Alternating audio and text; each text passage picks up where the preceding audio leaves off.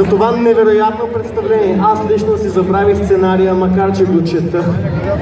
Наистина шоу е един път.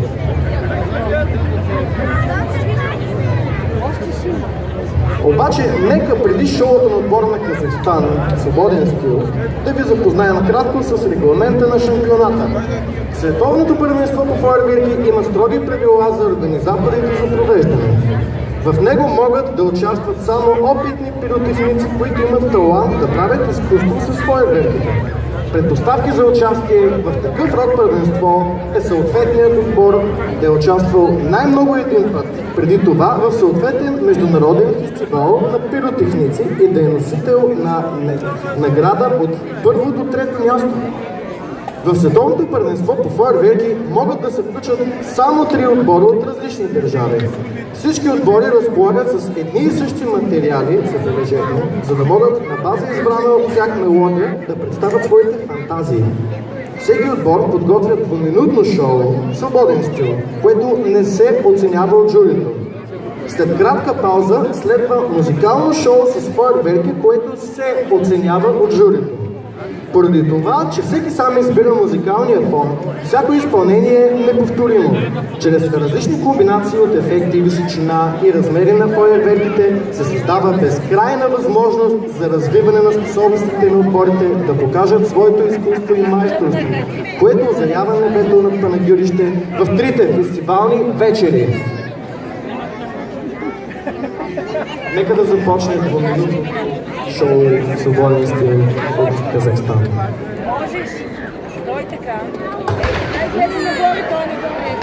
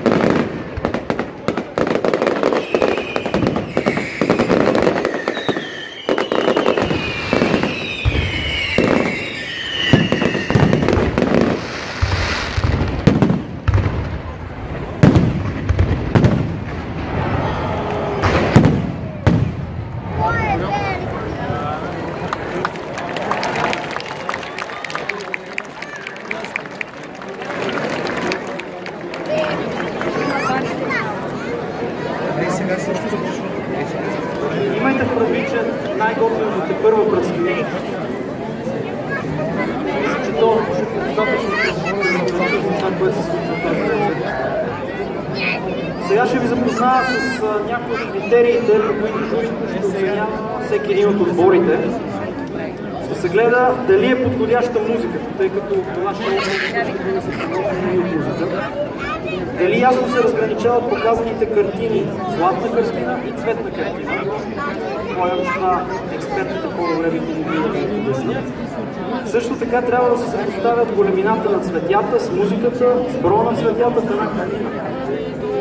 Както и да се наблюдава дали ефектите отговарят на тактовете на съпровождащата музика. При ниски тонове фойерверките трябва да са ниски и фини, при барабани трябва да са големи и високи. тук ние като рок група мисля, че може да помогнем на оценяващите, но също съм твърдо убеден, че те нямат нужда от никаква помощ.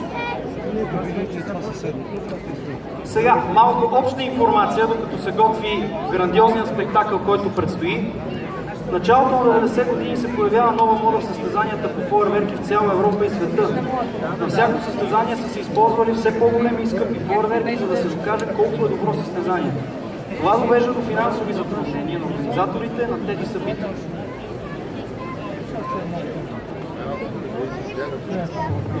В същото време е създадена Европейската асоциация по фойерверки, която играе роля на свързващо звено между желанията на пиротехниците и пиротехническата индустрия. За първи път започва да се мисли за разработване и въвеждане на единна система за състезания с фойерверки и да се даде еднакъв шанс за изява на отборите. На преден план е поставено условието да има ограничени разходи на средствата и строго регламентирани видове и големина на пиротехническите средства. Тоест, играта ще бъде ферплей. Повечето от вас, колкото спомняме, бяха и вчера, когато своето шоу представи отбора на Русия. Искам да ви питам, хареса ли ви как ви се стори тяхната работа? Не ви чувам, тук е малко шумно. Хареса ли ви изпълнението на Русия вчера? Мислите ли, че отбора на Казахстан може да ги надмине? Според вас, като видяхте тези 2 минути, имат ли нужните качества?